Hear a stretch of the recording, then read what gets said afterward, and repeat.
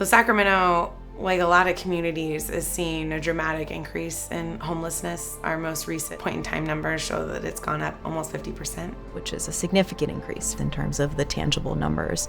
And those numbers are around 9,200 folks. And so we've never seen that big of a jump in any one point in time. It's also the largest number we've ever reported. There is a tremendous amount of systemic barriers and a lack of affordable housing that's created this perfect storm of individuals becoming unhome faster than we can house them or even shelter them.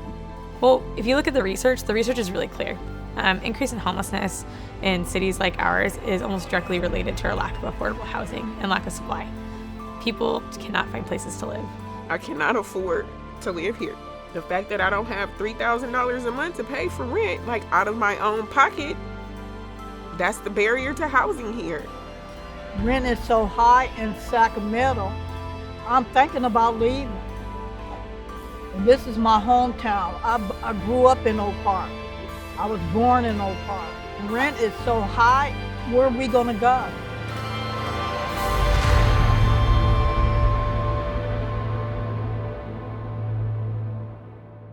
When people think of homelessness, so often they're picturing the people that they see living on the streets and along the side of the road. There's an entire population that they don't see.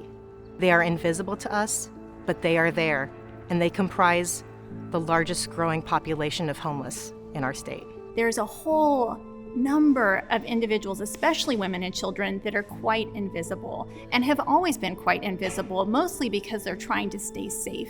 And at the same time, their lack of visibility is also creating some stigma about actually who's homeless out there. A lot of times when people are talking about homelessness, they're thinking of people who are living unsheltered. They're thinking of people who are accessing services at Loaves and Fishes, or they're driving past on freeway exits and, ignoring them while they panhandle. But that's not the majority of homelessness in any city, particularly Sacramento. What homelessness looks like is much more often moving back into a family's house, crashing on couches. So maybe you're in a garage that was never designed for human habitation, despite the fact it's 100 degrees out. That's what you're gonna call home, and you often aren't counted in official homelessness statistics. Everybody that's on the streets and homeless is not on drugs. I'm not on drugs. There's people who really got jobs over in the shelter. They get up every morning and go to work. It's just they couldn't afford their rent. The main cause of the homelessness crisis is a lack of housing, a lack of affordable housing. The rental market is increasing. A lot of folks just can't compete. We're not building to meet the capacity. We're not building to meet the extent of the problem at this point, and I think that is just going to push us further away from real solutions. I mean, to address this crisis, it's not something we don't know how to do. We get people housed all the time. We help people stay housed all the time.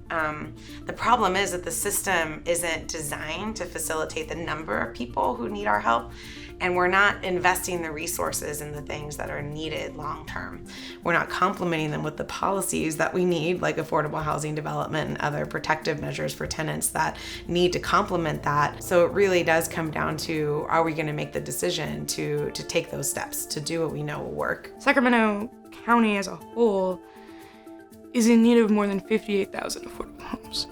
So wait lists for the properties we do have are years long. And if you're a person experiencing housing instability, even if your name comes up on a wait list like that, you may well have moved from wherever you were, whatever contract address you had, if not, no longer able to afford your cell phone bill. So you may not even get contacted when you finally win that lottery of getting into an affordable home.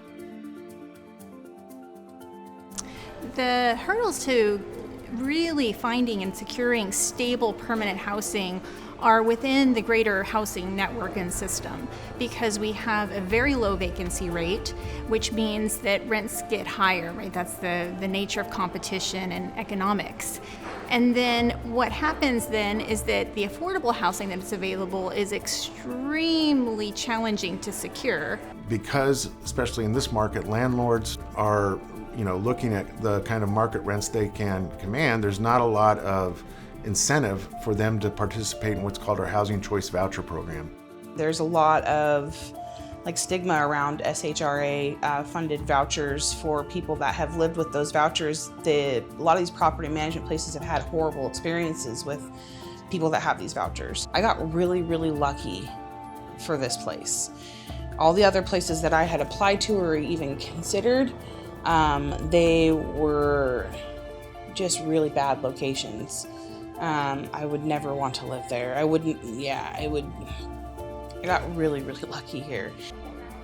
I've been looking for housing, and the more I look for housing is when you say Section 8, they up the rent higher. So nobody really want to take Section 8. You have to get a landlord to take your voucher, and nobody's taking it. Homelessness affects a pretty broad and diverse segment of the population, and anybody really can fall into homelessness. The majority of folks are really like everybody else who may have had a crisis come up in their life, whether it's a financial or social crisis, and just didn't have the resources to deal with that crisis. We've often heard that Americans are one $400 unplanned expense away from financial hardship. We are so much closer to homelessness than we may even realize. I was homeless in December 1st, 2021. And I've been homeless ever since. For once, my landlord went up on my rent, and I couldn't afford to pay the rent. I want to pay rent. I don't want to be in my car. I don't want to, I want a place to live. I don't know where to go. And I don't know. I really don't. I don't know.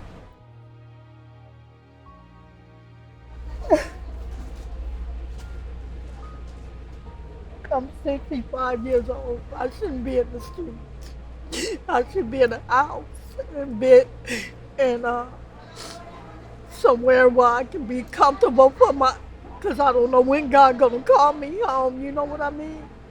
I shouldn't be in the streets like this.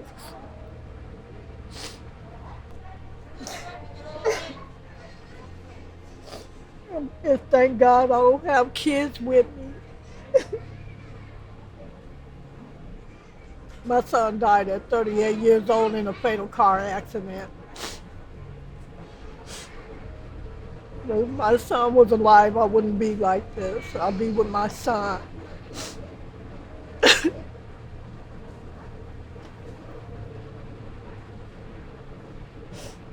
I'll be glad when I wake up out this dream I'm in and somewhere laying down in my bed, in my own place. My name's Sharon Fine. I've been on the street going on 6 years in May 2023. And short story here is I got out of jail after doing 9 months and came out with the clothes on my back. Mom had to go to senior housing, and so I was left with nothing. As far as the single women, we are very cautious of everybody because you never know, your best friend could turn on you out here, and you never know what could happen each night.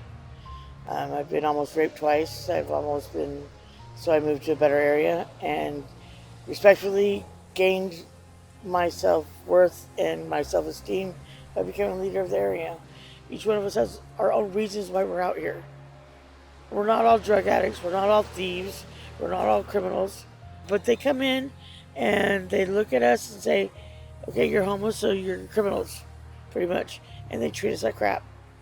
And I've had cops come in and just take my whole camp without any warning, without any notice, everything I own. And in the middle of the winter, where are you going to sleep when your camp's gone? And your food's gone, and nothing's left, except for the clothes on your back. What do? The 9th District Court ruled a couple years back that cities, it's really unconstitutional for cities to remove people from their unsheltered locations if there isn't enough shelter capacity for people to go to. And so that's seen as kind of a barometer to see whether communities can really take action on in encampments is there enough shelter beds for these folks to reasonably go. And at least in almost every community in California, the number of people sleeping outside far exceeds the shelter capacity. So most cities in California really can't be doing broad sweeps. And really it is illegal from that perspective of that case.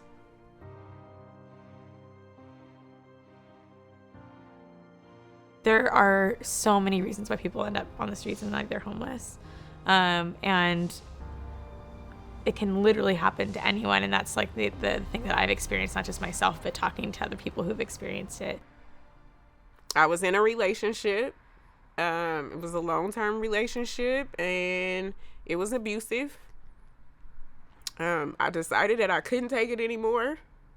I filed for a restraining order.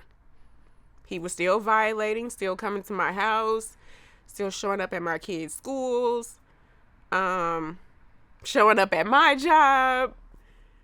It was a lot of stuff going on, and I was constantly reporting violations to the police. I spent almost a year reporting his violations, him coming to my home, my car being damaged, him being outside. And I was always told, well, if he's not here when we're here, there's nothing we can do. I went and got a firearm. Not a gun person. Terrified of guns. But I went and got one. Because my life was in danger. He knew I had it. And he would always ask me about where it was and if I planned to kill him and things like that. That wasn't my intention. Because I know emotionally I wouldn't be able to handle that. But I felt like that was what he wanted me to do. That was how he wanted to choose to end his life. And he wanted to use me as someone to help him and to inflict trauma on me by doing so. So I knew that I had to remove myself. So I just moved. So on January 1st of 2022, packed up my house and me and my 3 kids moved out, put everything that we own into a storage unit, and only took, like a few suitcases each of our stuff. Everything else went into storage. And that's how we've been living for the last 9 months. I have continuously applied for places here in Sacramento County. And now I got this, this Section 8 voucher, this golden ticket. That's not true. Because although there's a law here in the state of California that landlords cannot discriminate against you for using it, they still do because they find other ways to discriminate against you. But there's a lot of shame that's attached to homelessness, as if you've done something wrong. I question whether or not I did something wrong. I mean, like I said, I thought that I was doing a good thing by moving my kids from one location to another location to prevent further abuse. But now I have the challenge of being homeless. It's hard to ask for help because society assumes that you did something wrong. So, like, to the normal people, like, we don't look like we're homeless, but we don't have a home. Like, I don't get to see all of my kids every day in one place. I have to go visit my daughter at her grandparents' house. I don't know, it's just hard. And that's something that my 7-year-old tells me every day about, I can't wait until we're a family again and live in the same house. So that's all I'm trying to do every day, is trying to figure out how do I put me and my kids back in the same space again. The only thing I can say that keeps me, and everybody doesn't have this, is my kids. My kids are the only thing that I think about every day, trying to figure out how can I make them be comfortable? How can I make them not have to sleep in a car? Like, that's what I care about. I don't care about where I sleep. I don't care about if I ate today. I care about them. I always made an effort to go out of my way, if I was able to, for people who were homeless that I could visibly see. You know, if you could visibly see somebody asking for change or sleeping outside, then you would like say like, oh, do you need some socks? Do you need some food? Like, what do you need? But like, you don't know. Now I know that you don't know what a person who is invisibly homeless needs. And even when people ask me what I need, I don't know, besides a home. Fundamental hurdle to sufficient affordable housing is money. We need a lot more money at the local level, at the state level, and at the federal level. For Sacramento, we don't have a very reliable source of affordable housing funding. We repealed our fairly effective inclusionary housing ordinance. At the county level, it was actually nationally recognized, and we took that all away in favor of a fairly nominal fee on new construction. And that's the primary way we've been funding affordable housing. The homelessness situation was actually getting worse when the economy was doing really well. Most communities between 2015 and 2019 reported pretty large increases. Most communities were reporting 50 to 70% increases in homelessness. And to me, that parallels what we were seeing in the housing market. We were really seeing the unaffordability crisis really getting worse. And the communities that reported the highest increases in rents were also the very same communities that also were reporting the highest number of people falling to homelessness for the first time. And what we hear from shelters is that they are full of people who are working, who are ready to move to the next step, and they can't find a unit. They can't find a unit that'll take their voucher, which is income discrimination. They can't find a place they can afford, so they're stuck in our service system because they can't get to that next step of independent living because there's no units available.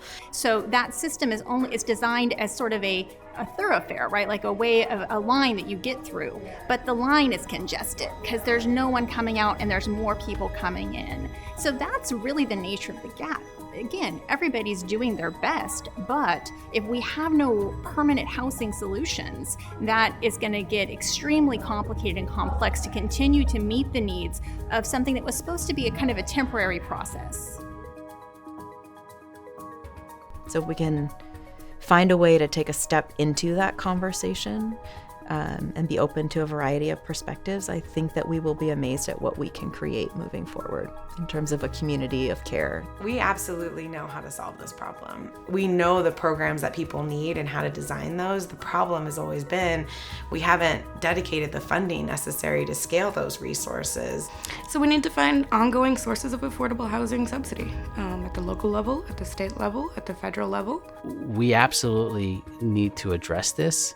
It will cost money, it's gonna increase taxes, but it just seems like the responsible thing to do, as opposed to just going towards policies that just remove people from our site. They're still gonna be in those dire situations, just we don't see it. I think it's a good thing that we see it. I think it's a good thing that we feel uncomfortable. I think it's a good thing that we get angry. What is happening on our streets is unacceptable. A system that allows this to happen is not okay. It's not. And we should be capable of fixing that. I don't want to live in a city where we don't care about the life of somebody who's sitting on the side of the road, who desperately needs help. And regardless of what they do, that might make you angry or scared, like that person needs help. And it helps all of us to get that person the help that they need. I think the call to action is to look into your own heart and to see, what do I want to do? Do I have money to give? Do I have a way to be involved with, our local systems here? Is there a way that I can volunteer? Or does it mean that when I see individuals that are unhomed, I don't turn away? I think it's pretty easy to allow homelessness to be invisible when you forget that you're walking by human beings sleeping on the sidewalk. So they're not necessarily all tucked away and hidden, but they're also hidden in plain sight. There are folks that, sleep under a bridge or sleep on a sidewalk, and we drive right by them and we walk right by them and we forget that they're human beings and that they're people without a home. So I think sometimes the people hidden in plain sight are the biggest population of invisible homeless that we have in a lot of cities.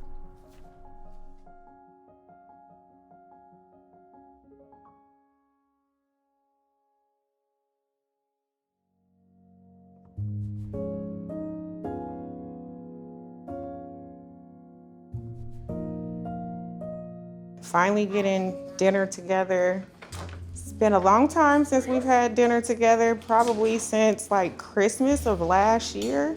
We can be here for as long as we need to while we're still looking for permanent housing. So it's lots of space for us to eat and sleep. So yeah, it's been a lot of steps, and I wish I would have knew these steps probably like 10 months ago. But we're here now, and it's been a good process. And like I said, I'm really happy for us to all be somewhere together, be safe, and be able to like cook and eat and take showers, and like it, feels like a home.